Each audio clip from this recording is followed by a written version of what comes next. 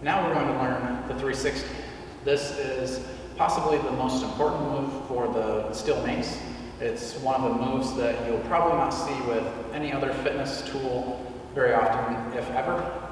So we're going to start this move with our hands at the bottom, similar to where if we were doing a crown killer, we would have our hands extended for the 360. We want to bring those hands in nice and close. I'll show you at full speed first, and then we'll break it down. So at full speed, the 360 looks like this. It has a circular motion behind my back. And if you look from the side, you can see that the mace never travels very far away from my body. It stays close in front, and it stays close behind. Now, to do this, you're going to hold at the bottom. Whichever hand is on top, point that to the side. Whichever side it's pointing towards is going to be the side that the globe falls to. So, my right hand is on top, pointing to the left, so I know that the globe is going to fall over my left shoulder first. So, to do this, I want to have a similar motion as I do with the mill, where I block. For this, I'm going to block as my left shoulder comes forward. The mace is going to go behind my back. My hands are directly behind my head or slightly above.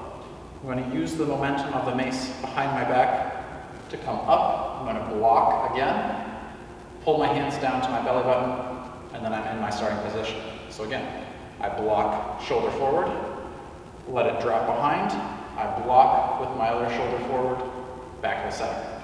So you'll notice that there's a little bit of a twisting motion here, where I bring one shoulder forward and then the other. So left shoulder, right shoulder, left, right. And I use that momentum behind my back to carry the globe up, rather than using my muscles, which would be very challenging to start from a dead stop back here. To try to pull it up and around, I let it drop and come back up, and it's much more effortless in that way. So, start, block, left shoulder forward, behind, right shoulder forward, and to center. Same thing on the left. If you're going to have your left hand on top, left hand points to the right. Globe falls this direction. Right shoulder comes first this time, behind, and then left shoulder.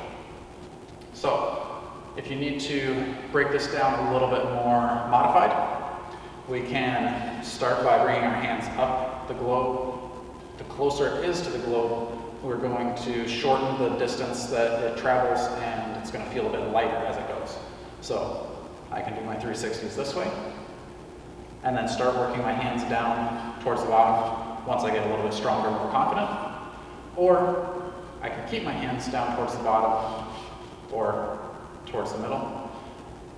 Rest it on my shoulder, bring my hands up, set it on the back of my other shoulder, pull my hands down, back to the starting position.